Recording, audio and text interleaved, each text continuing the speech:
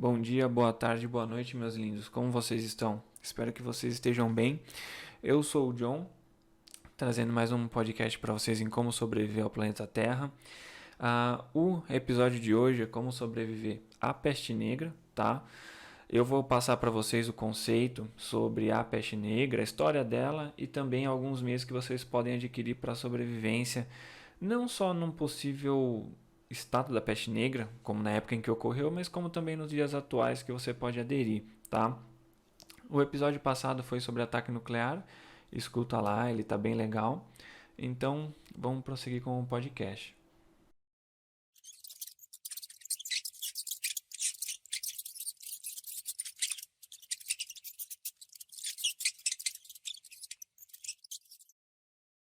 Bom, primeiro da peste negra são os sintomas dela. Os sintomas dela não são, de certo ponto, algo particular dela, tirando as ramificações, que eu já vou explicar como elas funcionam e do que elas se tratam. Mas os sintomas principais, eles são o quê? Febre alta, de 39 a 41 graus, calafrios, dor de cabeça, dores no corpo, fraqueza, náuseas e vômitos e até convulsão. A peste negra, a pandemia dela, tá? O principal ponto de doença onde teve a maior quantidade de pessoas infectadas foi de 1345 a 1355, então foi esse período de 10 anos. A bactéria causadora da peste, ela tem o nome de Yersinia pestis, tá? Então, nesse período de 1345 até 1355, chegaram-se à conclusão de que haviam três ramificações da peste. A primeira é a pneumônica. O que é a pneumônica? É basicamente a peste não tratada, ela vai chegar ao sistema respiratório. Chegando ao sistema respiratório, a contaminação ela acaba indo pelo ar também, tá? Então, algumas delas, a boa parte delas não era pelo ar, mas a pneumônica, se atingida ao sistema respiratório, acabava aumentando mais ainda o contágio. Claro que a peste, por ela ser uma uma doença muito forte, ou seja, a taxa de mortalidade dela é muito alta, acaba que a taxa de transmissão acaba não sendo tão alta, porque se você ah, isolar a pessoa que está doente, ela morreria muito cedo, tá? O tempo de morte entre o contágio, né, a aparição, na verdade, dos primeiros sintomas até a possível morte da pessoa era de 24 horas até 3 dias depois da aparição dos primeiros sintomas. Então, por conta dela ter uma taxa de mortalidade alta, ela não era tão suscetível à transmissão, porém na época em si, por conta das pessoas elas não terem uma higiene adequada, acabou que por isso ela teve uma transmissão muito alta na época. Então, voltando, a pneumônica, que ela é quando atinge o sistema respiratório, tem a septicêmica, tá? Que é a doença não tratada, ela afeta a circulação sanguínea. Então, essa ramificação da peste, ela caracteriza-se pelas hemorragias em vários órgãos. Isso forma manchas mais escuras no corpo, tá? Por isso que a doença leva o nome de peste negra. Uma vez no sangue, a bactéria pode atingir qualquer órgão, então, sendo mais comum uma infecção no pulmão, mas acaba gerando infecção em outros órgãos, então acaba levando à morte. E a última ramificação é a peste bubônica, que na verdade a peste negra ela leva o nome de certa forma mais simples, né, que é por conta da septicêmica, mas também muitas pessoas conhecem como peste bubônica. Então, se você achava que era diferente, elas são a mesma coisa, tá? A ramificação bubônica, ela cria inchaços no corpo, tá? E é a primeira forma de infecção. Ela afeta o sistema linfático, vai causar inchaço nos nódulos linfáticos, que aí eles ficam inflamados e dolorosos. E é um sistema conhecido como bulbo. É como se abrisse uma ferida e ela inchasse em qualquer parte do seu corpo, tá? É como se fosse uma montanha de pus que abrisse no seu corpo. Os bubões, que assim chamavam essas feridas, eles podem adquirir uma coloração azul esverdeada devido à degeneração das células sanguíneas. Em estágios avançados da infecção, a doença também podia ser transmitida por esses bubões. Então, é uma coisa meio nojenta de se imaginar, mas imagine que tem uma pessoa com os bubões e aí de alguma maneira ele estoura e respinga em você, você seria infectado. É meio nojento, mas acontece. As demais formas de transmissão, elas são basicamente por piolhos e pulgas, tá? Transmitindo aí dos animais infectados até de humanos para humanos. A partir dos portos no litoral mediterrâneo, a peste negra ela difundiu-se pela Europa. Em 1347. A doença chegou à Sicília, ilha do sul da Península Itálica, tá? Em 1348. Ela chegou a Marsella, sul da França, em 1349. Alcançou Gênova o norte da Itália a partir daí e acabou se espalhando pela Europa. Uma coisa é que assim, a teoria mais plausível é que a peste ela tenha chegado, como ela chegou, claro, pela costa da Itália, os historiadores eles chegaram à conclusão de que basicamente ela foi transmitida da Ásia. Na Ásia também por conta da falta de higiene e também por terem algumas guerras das quais as pessoas pegavam as pessoas doentes que supostamente tinham a peste bubônica, tá? E lançavam por cima das muralhas até para que seus inimigos atrás delas ficassem doentes e morressem. Então, a teoria mais plausível é que ela tenha chegado por embarcações, tá? Infestada de ratos, porque isso era uma coisa bem comum da época, e isso explicaria porque ela se iniciou pelo porto, tá? Um fato interessante é que a roupa da peste negra ela não foi criada nesse período, ela foi criada somente no século XVII, não foi durante a pandemia da peste. Claro que várias outras pandemias foram geradas no decorrer dos séculos, e com base na peste, essa roupa foi criada na França no século XVII. Então, qual que é a ideia dessa roupa? Nessa época, as pessoas acreditavam que a peste negra ela era transmitida pelo mau cheiro, tá? Só que qual que é o problema? Elas não chegaram à ideia do que era o causador do mau cheiro. A ideia que elas tinham é que assim, quando uma pessoa morre, um animal morre e transmite, solta, né, esse mau cheiro, a doença era transmitida a partir daí. Só que não é uma maneira rasa de pensar, porque na verdade o que acontece? O mau cheiro é na verdade pelo lixo, tá? É pela falta de higiene. Então pensa assim, se você pega um amontoado de lixo,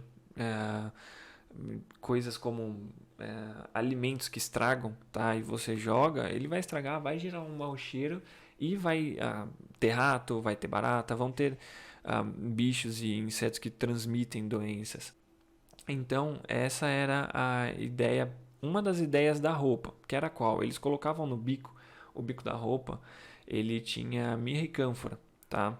A máscara tinha alguns furos, então alguns médicos ainda pegavam doença, mas eles colocavam cânfora no bico da roupa para prevenir o mau cheiro. Então, com essa informação, chega à conclusão que a ideia era essa mesmo, era como se fosse um mau cheiro que transmitisse, sendo que não, que era só o lixo que atraía os ratos, piolhos, carrapatos em si, que acabavam transmitindo a doença. Então, não necessariamente eram todos médicos que utilizavam essas roupas, eles também contratavam pessoas para fazer a contagem de mortos da peste, então eles eram contratados para perambular pelas áreas contaminadas e fazer a contagem de corpos, então não necessariamente era um médico do qual utilizava-se a roupa. Nessa ideologia de que a peste era transmitida pelo mau cheiro, o esgoto era céu aberto, corpos mortos, eles não tinham um meio para se desfazer dos corpos. Então, eles na verdade são fatores que geram qualquer tipo de doença. Então, a princípio, o que você pode fazer para evitar não necessariamente o mau cheiro, mas a doença? O uso de uma máscara. Por exemplo, hoje em dia nos encontramos numa pandemia de Covid, né? De uma gripe. Essa gripe, ela, basicamente, a transmissão é feita pelo vírus no toque, no sistema respiratório. Então, uma máscara já seria suficiente, tá? A máscara deles tinha buraco e eles não tinham ideia de que a bactéria seria transmitida também pelo ar. Então, esses buracos na máscara acabavam os afetando. Um dos tratamentos, tá? Por exemplo, consistia em cobrir os bulbos com fezes humanas. Então, pensa assim, você tá com aquela ferida aberta na sua perna, e aí vem alguém e coloca cocô na sua perna, tá? Um cocô que, assim, eu não sei qual era a ideia da época. Eu sei que, claro, de certo ponto, não se tinha tanta informação, mas eles colocavam cocô na sua ferida. Eles envolviam ela com faixas, só que isso acabava piorando o quadro, tá? Então isso basicamente decretava a morte da pessoa. Outros envolviam submeter a pessoa à sangria. Também haviam os que acabavam fechando, né, o cisto cheio de pus para drená-lo, apertando. O que era bem dolorido porque, apesar da ferida ser parcialmente fora, ainda ficava sem, você sentia 100% dela. E outra alternativa era cobrir o infectado em mercúrio e esquentar seu corpo, o que muitas vezes resultava em queimaduras. Então, nesse contexto, basicamente, naquela época não tinham médicos, digamos que médicos. A partir desse ponto, então, que foi se estudar tudo de forma correta. Porque, por exemplo, o Giovanni Boccaccio, ele era um poeta e ele relatou boa parte... E, na verdade, ele pegou a peste negra. Só que ele sobreviveu. Inclusive, tem uma receita que ele colocou nos bulbos dele que foi algo surreal. Que ele cobriu com cebola, um monte de coisa. Ele basicamente fez uma salada com o bulbo dele e deixou lá e ele se curou. Mas enfim, ele foi um poeta que relatou boa parte dos acontecimentos sobre a peste, tá? Ajudando nos dias de hoje a entender como ela funciona e também criando um tratamento sobre o uso de antibióticos. Então, apesar de na época a medicina ela ser bem vaga, né? Essas anotações das quais ele fez, elas foram importantíssimas.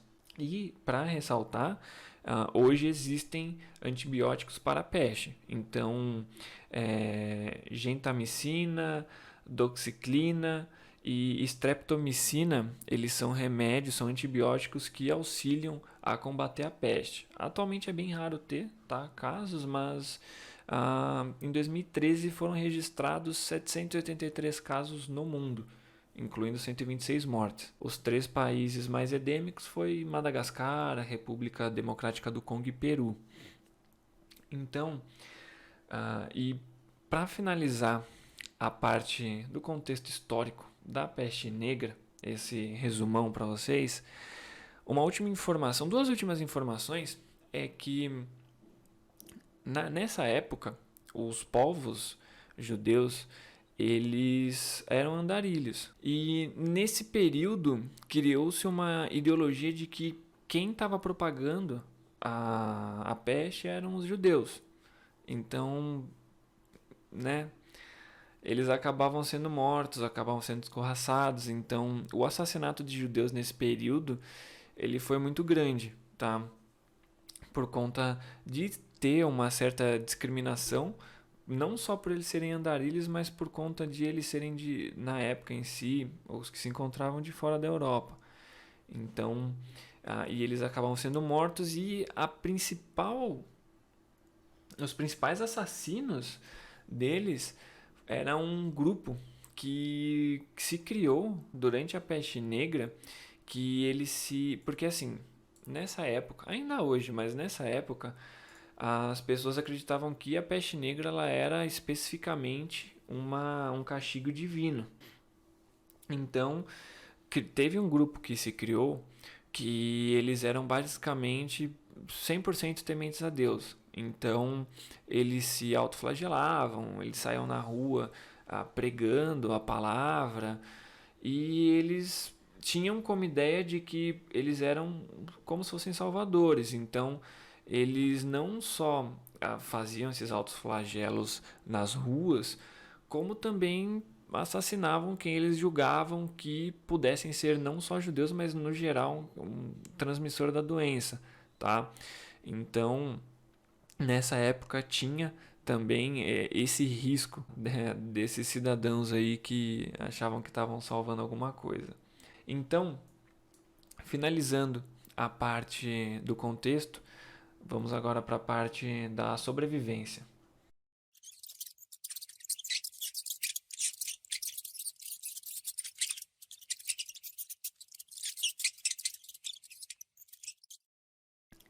Olha, a princípio, se você se encontra, é, se você for no período em si da peste negra, que começou pela Itália, se você for seguir do ponto principal, que foi em 47 a 48, que ela surgiu na costa da Itália, eu iria sugerir que você subisse para a Europa. Por quê? Para você acompanhar a onda da doença. Porque se você fica parado em uma cidade, tem um certo problema, que é qual? A taxa de infectados vai ser maior, então isso vai gerar um problema um tanto quanto grande para você, porque vai ficar cada vez mais difícil não se infectar, porque em questão de alimentação, tudo na cidade era tudo, digamos que terceirizado. Então você não teria praticidade, você teria que sair para ter uma alimentação, tá? Então, acompanhar a onda da peste é uma ideia não tão ruim, porque de certo ponto você vai estar sempre em torno de onde as pessoas estão menos infectadas. Está começando a pandemia. E também tem campos, então você pode ficar em alguns campos, só que aí entra outro problema, que aí são desses que eu falei, das pessoas do grupo era temente a Deus. Então tem esse problema, não é o ideal, não é ficar parado em muito lugar por muito tempo e evitar qualquer tipo de qualquer tipo de aglomeração de pessoas, qualquer cidade grande, evitar, tá? Referente a uma possível pandemia no estado de hoje, né, nos tempos de hoje, hoje em dia é bem mais prático, você pode ficar em casa. Eu acho que ficar em casa por um período é até interessante.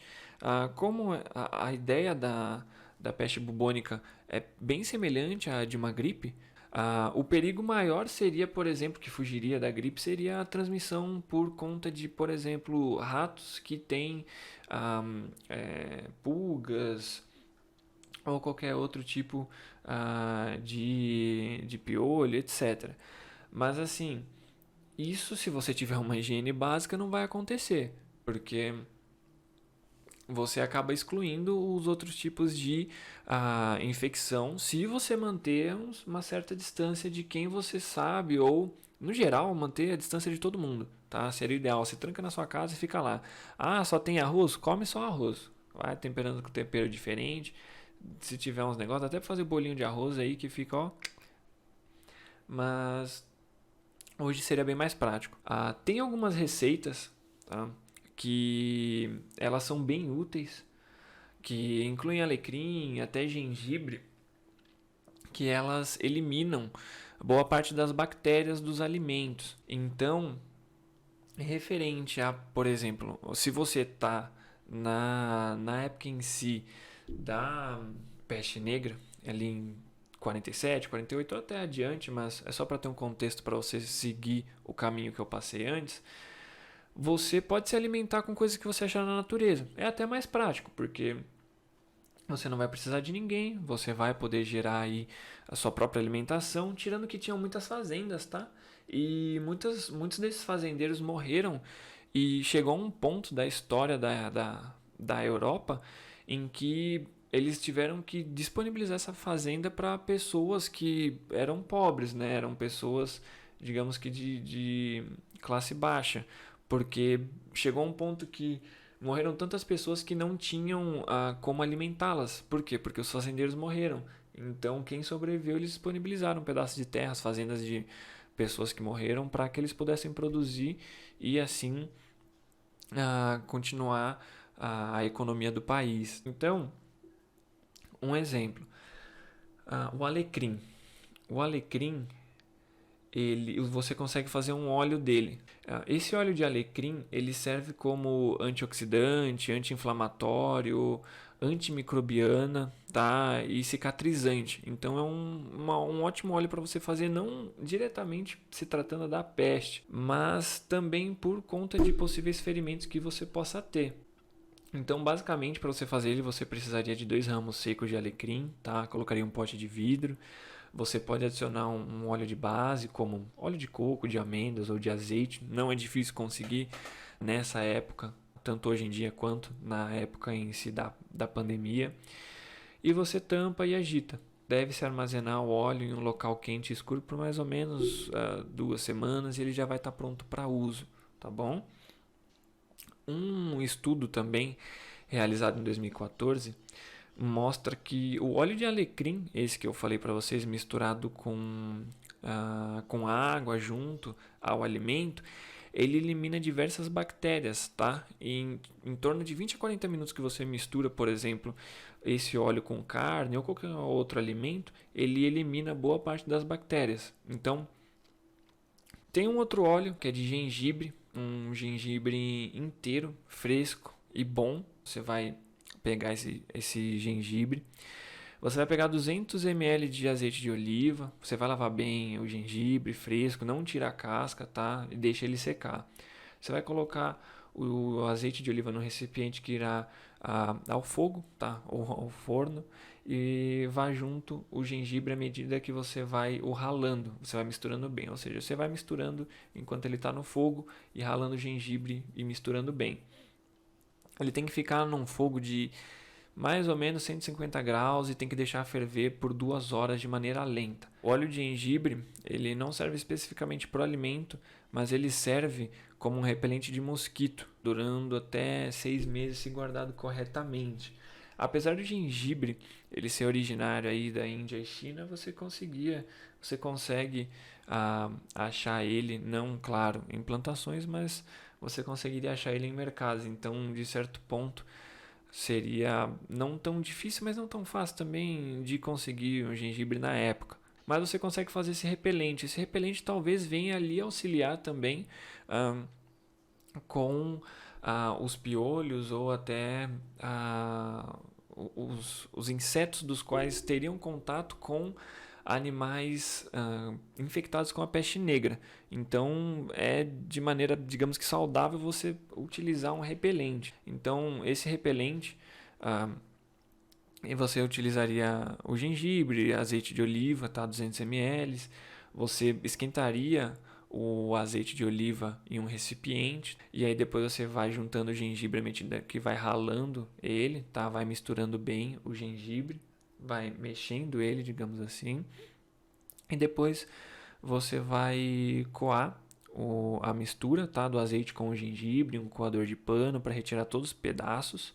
Você vai espremer bem para tirar todo o azeite com o gengibre e ele está pronto, só precisa ter cuidado para armazenar. Então, referente à peste negra, ainda tem outras 2 coisas que são bastante importantes na questão da sobrevivência. A primeira é o capim de cidreira. Ele vem da Índia e da Ásia Ocidental.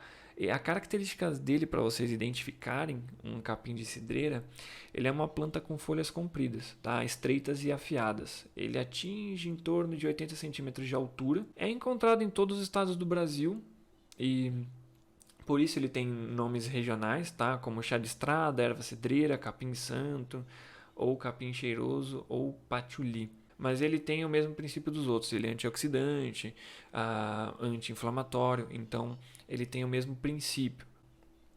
E o último, tá, utilizável, é a aroeira vermelha. Essa é uma árvore somente encontrada no Brasil. Ela é usada há séculos por comunidades da Amazônia para tratar infecções. E atualmente, tá, alguns pesquisadores descobriram que a planta possui um extrato que tem o poder para desarmar bactérias resistentes a antibióticos. Então, de certo ponto, ela é bem útil para lutar contra a peste, para você utilizar contra a peste. Então, ela acaba sendo bem útil. Então, partindo aí para o final da sobrevivência.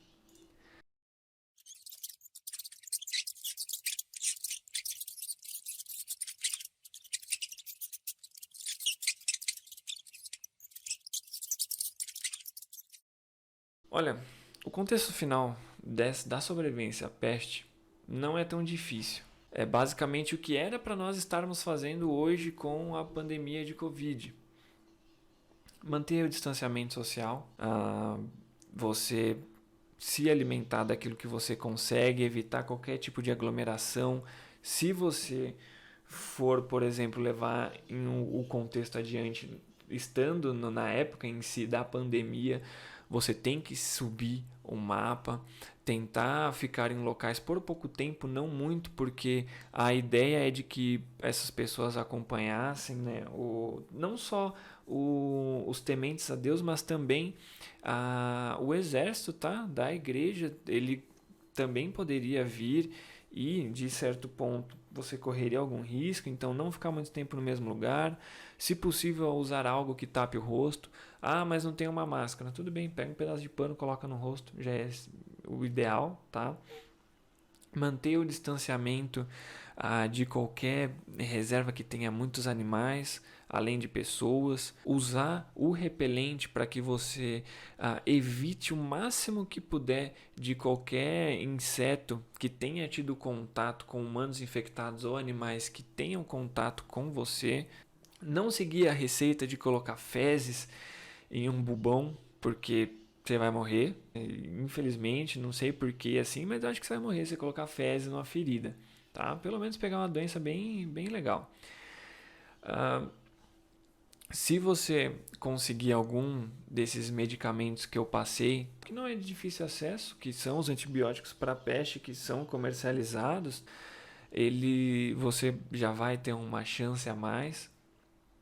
Então, independente de onde você estiver, se você estiver na Europa em 1348 ou em qualquer lugar do mundo em 2021, siga esse protocolo, tá? Evite contato, use máscara, repelente, use também, se você não tiver um meio como, por exemplo, para ferver o alimento, você pode usar o óleo para eliminar as bactérias.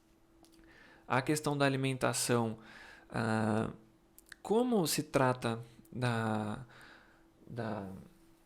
da peste negra, eu não gerei, tá, uma alimentação principal para você ter, até porque não é implicado na alimentação. Você, claro, talvez tenha que regular o que você vai comer, mas não é algo que você tenha tanta dificuldade, como por exemplo da bomba nuclear, porque da bomba nuclear você vai ter que racionar os alimentos.